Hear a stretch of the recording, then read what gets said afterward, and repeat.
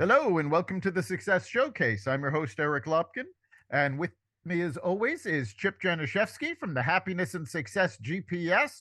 Chip, how you doing today? I'm doing great, Eric. How about you? Doing fantastic.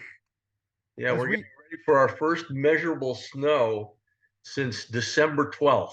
I talked to somebody this morning who does snow plowing, and that is the only time this winter that he has done snow plowing. And this is New England. And it's not like if we had normal temperature, we wouldn't have a whole lot of snow because we've had a whole lot of rain. But we're looking at 4 to 8 inches in Connecticut tonight. So all of you people out there who plow snow and go skiing and stuff like that, I'm really, really happy for you. Yeah, it's been a mild winter for those in New England, not so much around the country though. California has had massive winter storms, and in fact over the last couple days they've had blackouts going up and down the state. So they weren't ready for the winter storms. Yeah, I mean, they're not set up to handle those types of things. So fortunately, we are. Absolutely. So, over the last couple of episodes, we've been talking about defining your brand, defining your why. Today, we're going to look at the business end of things and talk about defining your customer. And the reason we're talking about this is because I've heard a couple of new business people say this over the last several weeks. Who's your ideal customer? Well, anybody. Hmm. And as much as we'd like that to be true, it simply isn't. Anybody is not your customer. You have to know who your customer is in order to reach them. And there are some very basic things that you need to keep in mind to start off with. And the first one is, what is the price of your product or service? Because right there, your customer has to be able to afford that price. So, right there, you're narrowing the field of who your customer is. Yeah, and basically, I mean, what this is all about. I mean, we talk about preparing for networking meetings, and what that is preparing an effective networking commercial, which is what's your value added, who is it for, who do you need to meet, and so on and so forth. And that's basically what we're talking about here. You need to do this just to go into business, and if not, then I mean, obviously, you can't be everything to everybody. The more specific that you are, and that is a function of doing your homework to identify exactly what specifics you're looking for. It's really, really important. So I mean, looking up like a definition of what is a customer avatar, I came up with a customer avatar or a buying persona is essentially a profile of the perfect customer or client. When you understand who your ideal customer is, what they look like, their habits, their interests, challenges, aspirations, in fact, everything about them, you'll be much more effective in marketing to them. Obviously, a big part of that is what you just mentioned is what's their price? Because obviously there are certain services that can be inexpensive for certain people, but if you're doing it on a grand scale, they're going to cost a whole lot more. So Absolutely. And the customer avatar is a very useful tool. And to simplify it as much as possible, it is simply a description of who your customer is.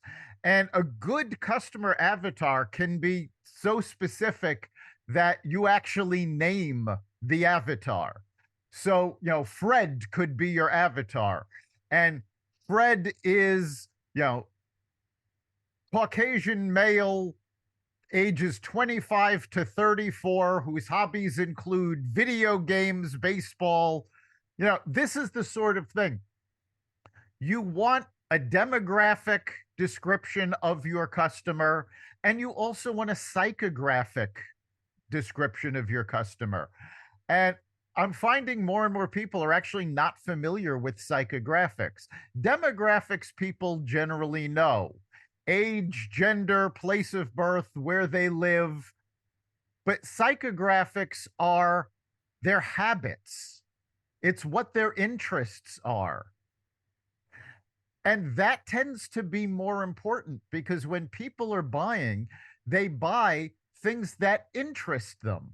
So if you know the interests of your ideal customer, that makes it a lot easier. And if you've already been in business, creating an avatar is not that difficult.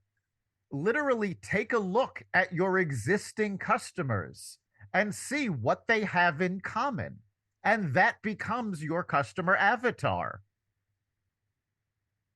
Yeah, absolutely. The psychographics are really, really important because, as you mentioned, I mean, it's basically what people like, people that they want to deal with, and that kind of thing. And basically, some of the steps as far as identifying your perfect customers is, identifying if you can identify your customers' goals, what their values are, their fears and their likes and dislikes, similar to what you just talked about. This is all in the category of psychographics. It's really, really important to do that. Also, understanding those people, understanding what their decision-making process might be, because people have Yep. different ways of making decisions on things. And if they're buying a particular product, they may attract somebody who's more detailed of things, whereas another product that you're doing may be more impulse-based, that type of thing. So these are all things to take into consideration. And as you said, one of the best ways to do this, if you have been in business, is to list who your best customers and your worst customers have been, the people that you want to deal with and the people that you don't want to deal with. And obviously the people that come out at the top of the list, write down why, figure out exactly what we're talking about here, and then go online and identify more people like them. I mean, this is what we talk about in networking. If you can go to a networking meeting and mention somebody by name as far as a customer goes, even if the people there don't know that person, they may know somebody similar who has similar demographics and interests and so on and so forth, and say, hey, how about this person? So do your Right. homework up front. It's good for your business, but it's also good for when you're asking out in the networking world and things like that. And actually, what you're describing, that person that you want to meet through networking, that is a live customer avatar. That is the person you're trying to meet because you think that is the ideal customer. So when you bring that up to a referral source, they might not know that person, but they may know people with those criteria, the people that are just like your customer avatar. And that's why it's so important to understand those characteristics. And it's also important to realize that the key characteristic you're looking for could come down to one intangible psychographic. I had this conversation with someone about my business not too long ago. We have different services and different products, and each of them is geared demographically to different people along their career and business paths. But all of our customers have one thing in common, and that is desire. They have a desire to change their life. They have a desire to change their business. They have a desire to change the world. I describe this by stealing a line from Steve Jobs. Um, these are people that want to make a dent in the universe. And that one characteristic is what all of my clients have in common. So that's who I look for. So even though you do want to put together a complete customer avatar so you can be as specific as possible, if you know it comes down to one factor, you should be able to tell people about that factor. You should be able to describe to people how they'll recognize that factor in people. Yeah, going over some of the points as far as in order to build a customer avatar. I mean, basically what you're talking about is if you can identify the goals and the values of your potential Yep. customer and cater to those. I mean, if you hit a touch point with them right there, that's where you have one. Another fun thing, obviously, I use my old friend Forbes, always comes up as far as articles go on different things for customer avatar. And so there was a quote in one of them that says, your ideal customer avatar is a customer profile that is a best case scenario for your business. So perhaps it's someone who's a big spender, okay, has a lot of money. or a regular who consistently returns. Obviously, repeat business is wonderful. And then very, very important, someone who speaks well of your business within their networks, or all three. If Yep. you have three things like that there, again, these are different things, you folks out there. If you take a look at your customers, take a look and kind of categorize them. Are they big spenders? Do they care about what you do, or are they really penny pinching you? Or also, do they constantly return? Are they great repeat customers for your business if that's the type of thing that you do? And most importantly, if they're speaking well about your business, what you've done is, by serving your customer well, you've actually created an extra salesperson out there to refer business to you. So these are really, really important points. And if you just have a couple of measuring things that you have for your customers and identify your customers that have the best, take those measuring points there and apply them to the different people that you may be looking for, and put those in your commercials. When you're talking one-on-one with people, tell them, I mean, my best customers are these, and this is why. And what you may be doing is actually helping them out and identifying their customer avatars too. Exactly. And, when you're looking at your customer, you are looking for a loyal customer. If you sell things on a repeat basis, you want folks who are going to come back over and over again. And that is so important, because the fact of the matter is, a loyal customer isn't going to come to you for the lowest price. They're going to come to you because they identify with what you're doing. And in fact, this is one of the reasons we talked a few episodes ago about finding your why, because the ideal customer is going to be attracted to your why. And Simon Sinek, who popularized, finding your why with his book Start With Why, and then again with Find Your Why, uses Apple computers as an example. And I will use one caveat: is the Apple he used was the Apple under the auspices of Steve Jobs. The company has gotten away from these practices now, and they're starting to see problems because of it. But Steve Jobs pushed forward Apple's why. It What they did was build computers. Well, there were loads of companies that built computers. Why did Apple have such a loyal audience? Because of the attention to detail, because of the attention to design. This was what attracted their ideal customer. Their ideal customer was never going to buy a gateway computer. And that's how they differentiated themselves. And you need to differentiate yourself the same way, by figuring out who your ideal customer is and speaking to them as nobody else can. Your why is going to attract them to you because they have a similar why. Yeah, absolutely. I mean, basically, if you have similar whys, things are going to work out best for both of you, as opposed for people who are just buying on price and things. I mean, basically what you do is you develop with your best customers a comfort level where they just know that whenever they're looking for your service, they just go to you and it's a done deal. They don't have to worry about it. They don't have to waste time thinking about who else can help them out and so on and so forth. It's just there. It's a security blanket type thing. So your best customer, in a lot of ways, is a customer who's looking for comfort in dealing with the people that they're buying products and services from. Exactly. And, you can't, there are so many businesses that try to compete on price, and they will find that a price conscious consumer is not a loyal consumer. If somebody else can beat your price, they're not going to come back to you if that's all you're offering them. And in fact, businesses found this out the hard way when dealing with Groupon. Groupon was very big a couple of years ago. Businesses were offering all sorts of deals. The problem was, in order to offer a Groupon deal, one, you had to offer the customer a deep discount, and Groupon took a cut out of what you were selling the offer for. So you were making very little money. The idea was, oh, well, we'll get them into the store, we'll get them to try the product, and they'll keep coming back.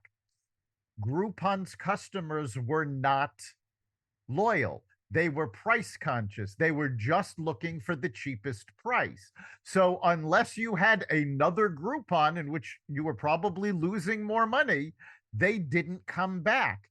Now you don't hear much about Groupon anymore because businesses don't want to offer deals through them because they're not gaining customers. Yeah, absolutely. I mean, Groupon, great way to open up the door, but as far as helping them to develop loyalty in the long term, it's not going to work out. I mean, basically, one of the big measuring things for who is your best customer is to take a look customer by customer. What is your time invested spending time with the customer to do what you're doing for them versus the return you're getting from them?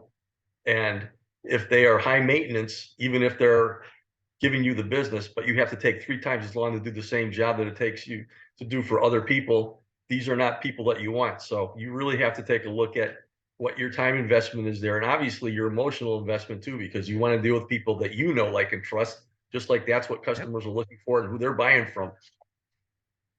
Yeah, that's something that most business owners don't take in mind. When a customer calls you, you should be happy to take their call. When they come into your store, when they come into your office, when you have a conference with them, you should be happy that you're talking to them. We've all had customers that the phone rings, you see their phone number, and your first thought is, oh God. That's because these are not your ideal customer. You may have taken them on when you were just starting out and you were afraid to turn away business, or that you may have grown apart where your services are not a good fit for them anymore. But you do need to keep that in mind. And periodically, yes, you need to fire customers. Yeah, absolutely. That was what I was writing down as you were talking. I mean, if it gets to a point where it's not working out, it's really time to just say, hey, look, I mean, obviously things aren't going that well between us right now. And it's probably best if you find somebody else if you're disappointed in the way I'm doing this, and this, and whatever. In fact, you might even want to refer them to somebody else. I'm not talking about dumping your problems on other people. It's that's if it's not working, basically what you should be able to do if you're in business and doing very well is to be able to choose the people that you want to work with. And basically the best way to do that once you get to that stage is just set your price and what you're giving customers right there. If they say yes, great, we can talk further. If they say no, then obviously you're probably better off seeking somebody else. And maybe there's somebody that does the same thing you do that is geared more towards working with people like that, because people have different personalities too. So Absolutely. And what you just said about setting your price is very important, especially when you're dealing on a project basis or a service basis where you're customizing your price to the needs of the customer. There have been customers I have had over the years where I have added in what I call a PITA charge. That's PITA, and it's pain in the there you go. yes. And and I've added that in. And if that made the cost of my service too high for them, so be it. If they were willing to pay it, then I was willing to stick it out because, I was getting paid that extra fee basically to deal with the problems I knew would come up. That's pretty good. As long as you don't put that as a line item on your No, it's not a line item. You never put that in as a line item. It's based on the core price, it's a quote unquote service charge is sometimes right. Yes. Yeah. But sometimes you need to do that. And we also, another reason that you really need to understand who your customer is because your competition is not so far away anymore. It used to be that a business would define their customer aside from demographics and psychographics within a specific location. because either you had to ship a product, via truck or delivery service, or you wanted them to come into your location. Now you can set up a store online. UPS and FedEx ship around the world, and shipping costs are, manageable, so that you're no longer looking at just customers within, say, a 30 block radius of your store. But by the same token, they're no longer looking at retailers and businesses just within a 30 block radius of where they are. Your competition is now in your customer's pocket, because they can pull out their phone and look up who your competition is, and they can price check right there, which is why, competing on price is not a good idea, because if that's all you're doing, they can go online, find a cheaper price, and order before they even leave your location. You want to be focused on service and quality. And there is a big difference. Go into a Home Depot, and I have nothing against Home Depot, I shop there often, but trying to find somebody that has knowledge about what product you need to complete your project is very difficult. Go into a neighborhood hardware store, though, and generally the people there will know exactly what you need. Why? Because the neighborhood stores generally cannot beat Home Depot on price. So they have to offer service. They have to provide that knowledge. And smaller businesses generally are more knowledgeable about their products and services, because they have to be. They have to be able to offer that added incentive to their customers.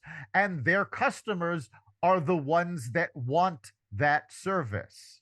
If you are an expert on wine, you can go into one of these huge liquor stores, find the wine you want, and walk out with it.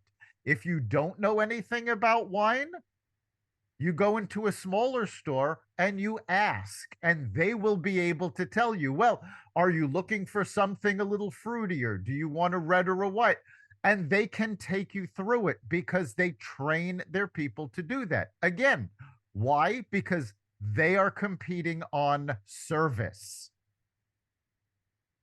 Yeah, absolutely. I mean, I would imagine that a lot of businesses out there would much rather deal with people. And I know this really exemplifies you and me. We're all into our value added and what we do for people as far as helping them solve a problem, making them better, and so on and so forth, versus the money side of thing. Because the bottom line is, if we provide our services the way we need to the people that we want to provide them to, the compensation is going to be there. So neither you or I, as far as our customer avatar, are going to want people out there who are price shopping and getting every single thing Right. out there. Most of you people out there who are in business see those people also. So, I mean, again, getting back to firing your customer or going after some other type of customer, if you stick to your guns as far as exactly what you are going to be charging for what you're doing for them, and you stick to that, that's the best thing you can possibly do. And if the people are out there and they want a penny pinch, they'll probably find somebody to serve them too. So it's really, really important, as far as I'm concerned, to make sure that you're having a good experience dealing with people who fall into the reason that you have your why, as opposed to looking for deals and looking for this and that, whatever. So something to keep in mind. And the other thing is in modern times now, especially since the pandemic, take a look at what you're doing. And it's a perfect opportunity through Zoom and through other means, if your services can go anywhere, for you to expand your customer base, just because we have the technology to do that right now. So if you used to just deal locally and so on and so forth, but you have a product or service that you can take farther out, obviously research how to do that and so on and so forth. But the opportunity has never been better to expand. And obviously expanding means that you have a whole lot more potential customer avatars out there that were never there before because they had to be local. Absolutely. Something else to keep in mind, we talked earlier about when you're defining your customer avatar, what their interests are. There is a growing number of businesses that get their customers not necessarily just because of the service or product they're offering, but because of what else they do. There is a local donut shop. Now, quite frankly, I would go to this donut shop anyway because they have the best donuts I've ever tasted. But what got us interested to try them is because we found out a percentage of every sale goes to support veterans. It's a veteran owned store. So we were interested in supporting that. So we decided to try their donut. Now, as it turns out, their donuts were better than any other donuts I've tasted anywhere locally. So they hit us with the quality of their product and the cause they were supporting. And that's something else. It's, again, why we discussed finding your why. Their why was to support veterans. They were veterans. They wanted to support people who were going through what they went through. And there's a large community of people that want to do the same thing. So if you don't think you can differentiate, if you're offering a product that's essentially a commodity, there are other ways to differentiate yourself by the causes that you support, by what you believe in, because that's going to attract customers that believe the same things, that are, again, attracted to your why. Yeah, that's a fantastic point that you make, because no matter who you are, I'm sure most people out there in some way or another want to give back and help others out. And most people say, Yep. how can I do that? And so if there are businesses out there, more and more of them are popping up. I mean, we have a place in town here that's just amazing that was started out for that very reason, and basically has handicapped people working for them, greeting people with coffee and so on and so forth. And it's just amazing. And I would rather go there for a coffee meeting than any place else, just because of their why and what they're doing. So if you have a really, really good cause attached to your business, that is definitely going to attract a whole lot of people out there, because basically even penny pinchers and everybody else out there has a lot of good in there, and they in some way want to give back also from time to time. And that's the way to do that. So that's a great point to bring up here. Yeah, it's important to remember because there are folks that, you know, they're living paycheck to paycheck. They would donate to nonprofits if they had spare money. So if they're going to buy this, if they need to buy these products and services anyway, and they know that buying it at a certain place is going to support the causes they believe in, that makes them feel better about buying from your business. And it makes them a loyal customer because they're not just looking at price, they're looking at what you're offering and why you do what you do. And that, again, that's why I cannot emphasize enough how important it is to differentiate yourself not on price, because price customers are not loyal. And we talked about this last week with branding. When Walmart raised their prices, customers walked away because all people thought of them was the low price leader. So you don't want to be relying on that. You want to focus on your service, your quality, and your why, and find the customers that match that. All right, we are just about at the end of our time. So, Chip, what do you think is the big takeaway for this week? I think we're actually getting back to that word why. What is your why for doing your business? What is your customers' why, potential customers' why for looking for the product or service that you're doing? And how are you going to connect the two of those? And the more you can identify that, obviously it has a whole lot to do with the psychographics. That's where the why comes from. So to me, That's really, really important. We talked a lot about different things and so on and so forth as far as price points and everything else, but it really comes down to that. And just remember, you don't have to go after everybody. The more you put into this homework and identifying your avatar and your why and how you are bringing value added to what you're doing and stick to what you're going to get for what you're doing, that's really what it's all about. I couldn't agree more. I think the big takeaway is know your why, know your customers' why.